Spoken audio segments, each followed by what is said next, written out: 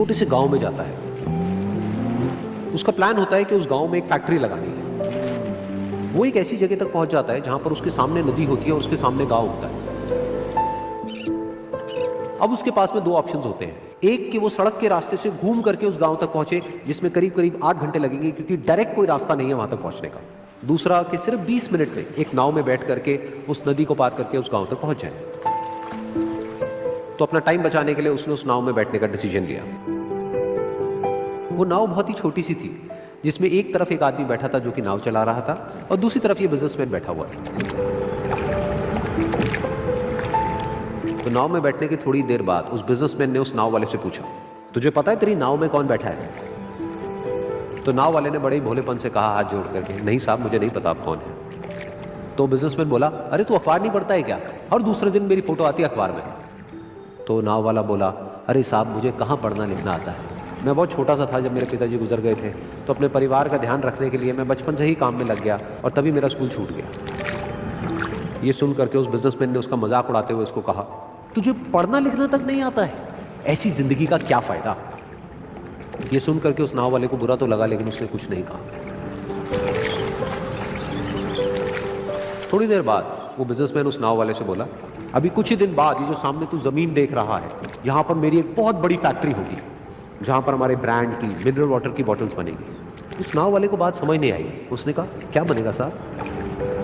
तो बिजनेसमैन थोड़ा सा इरिटेट होकर के बोला कि हमारे यहाँ पर पानी की बोतलें बनेंगी जो तेरे गांव में नहीं बिकेगी, लेकिन शहरों में बहुत बिकती है। अरे कभी तू शहर गया होगा तो तुमने देखी होगी पानी की बोतलें रखी होती है दुकानों पर। फिर वो नाव वाला बोला, अरे साहब मुझे कैसे पता होगा, मैं तो कभी इस गाँव से बाहर गया ही नहीं। फिर वो बिजनेसमैन उसके ऊपर हंसते हुए बोला, तू कभी इस गाँव से बाहर तक नहीं गया, तुझे पता ही नहीं कि शहर क्या होता है? अरे ऐसी जिंदगी का क्या फायदा? उसकी ये बात सुन करके उस नाव वाले को सच में लगने लगा कि मेरी जिंदगी शायद किसी काम की नहीं है।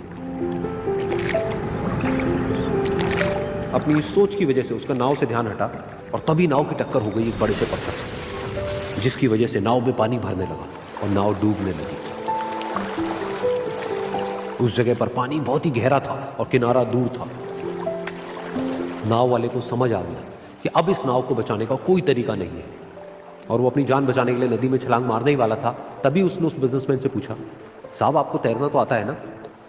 तो बिजनेसमैन घबरा करके बोला, ऐसा क्यों पूछ रहे हो, मुझे तैरना नहीं आता है। उसकी ये बात सुन करके नाव वाले को हंसी आ गई और वो बोला, अरे साहब आपको तैरना तक नहीं आता, ऐसी जिंदगी का क्या फायदा? ये सुन करके उस बिजनेसमैन को अपनी गलती का एहसास हुआ और वो हाथ जोड़ करके उस नाव वाले से बोला, तुम जो कहोगे मैं तुम्हें दूंगा, बस मेरी जान बचा लो।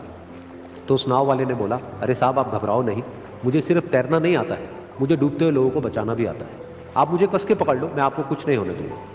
और फिर उस नाव वाले ने ना सिर्फ अपनी बल्कि उस बिजनेसमैन की भी जान बचाई। तो इस कहानी से हम एक बहुत बड़ी सीख ले सकते हैं कि हमें जिंदगी में कभी भी किसी का भी मजाक नहीं उड़ाना चाहिए या उसको अपने से कम नहीं समझना चाहिए, क्योंकि हमें नहीं पता कि हमें कब, कहां, कैसे, किसकी जरूरत पड़ जाए।